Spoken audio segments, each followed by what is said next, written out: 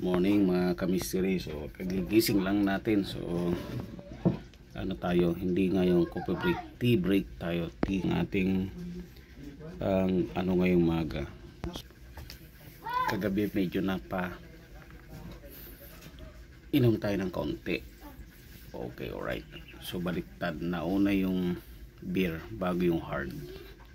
Okay, nauna yung banlaw bago hard. So kahit pa paano tinamahan tayo. So natulog tayo na maaga at 6 PM. So tulog na tayo.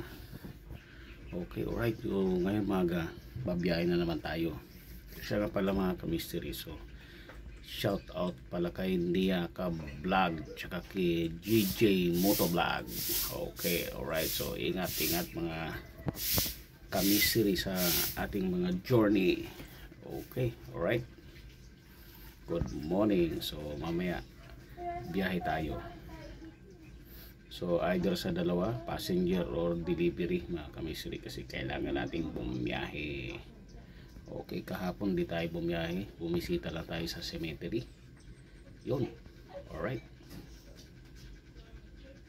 Let's see mamaya mga ka-mystery kung anong ating magiging mga accomplishment sa ating biyahe. Okay, alright. Good morning. So November 2. So kahapon araw ng mga buhay, ngayon na yun sa mga patay na, All Souls Day. Alright. Yun mga ka-mystery. So good morning. Nandito na tayo bigla sa Pasay, sa Dominga, Pasay. Alright, so nakakuha tayo galing ng 13. So delivery, siguro mga 30 kilos na ano yun, pork. So may kabigatan ng konti. Yun, alright, 30 to 40 kilos siguro yun mga ka-mystery. So ano siya, karne. Alright, so galing sa Juliana Market doon sa Golden Horizon sa 13 Martires, malapit lang sa bahay ko, tabi lang subdivision lang mga ka-mystery. So ang laki ng ano niya, holiday sort. So naka 250 na actually yung delivery ano niya, regular delivery niya, pero yung holiday sort niya 350 pesos. So sinunggaban na natin mga ka-mystery, tapos diniretso na natin, diniliver na natin. Maingay na motor na dumaan. Alright, bakit nakakalusot pa yan? Walang helmet, maingay ang motor. Siyempre nasa Manila tayo. Yun, alright mga ka-mystery. So 365 din mga ka-mystery. Parang nakapagpasayro din tayo ng tao. Ganon din halos kasi ang pamasahe galing doon. PTEX mga 500 plus, 505 dati PTEX eh. Okay, alright. So dito mga ka-mystery, tahimik na tahimik, abang-abang tayo ng biyahe. So nagbukas na ako ng ano natin, passenger app. Likewise pati yung ating delivery app binuksan na natin. So sana masundan mga ka-mystery. Alright mga ka-mystery. So update tayo mga ka-mystery. So nakakuha tayo ng booking pala, dalawa, galing ng Makati tsaka isang Pasay. Drop off dito sa Imus yan, yung Photoshop dyan 177. So binigay naman ni bossing 200 pesos. So now drop off na tayo sa Tansa. Alright, dalawang booking din tayo. So bali tatlong booking na lahat. Alright, yun mga ka-mystery. So na drop off na natin. So sabi ni ma'am dito na lang kami sa SM Tansa magkita. Okay, alright, yun, Tansa, SM City Tansa. So now mga ka-mystery, maghahanap tayo ng parisan. So kakain tayo ng pares muna dito sa Tansa habang nag-aantay tayo ng booking ng pa-Manila.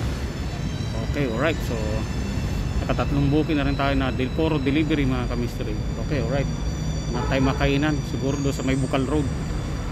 Alright, yun mga ka-mystery. So katatapos lang natin mag-lunch, siyempre pahinga muna tayo dito sa gilid.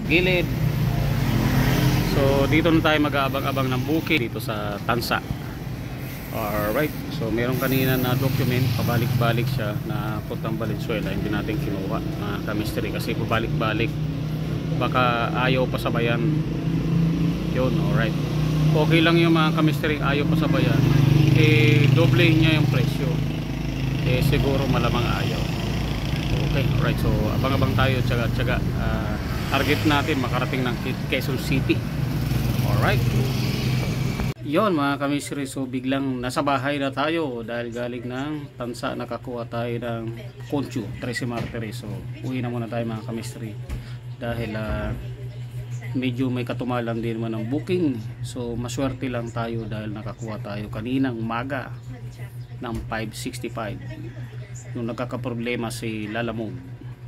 Alright, biruin nyo po, holiday surge niya kanina 350 kaya kinuha ko. So dire-diretso na kagad ako nung kanina para ma-deliver ko dahil karne ang karga ko kanina. So mabigat din yung karne na yun, may 30 kilos yata, 40 kilos.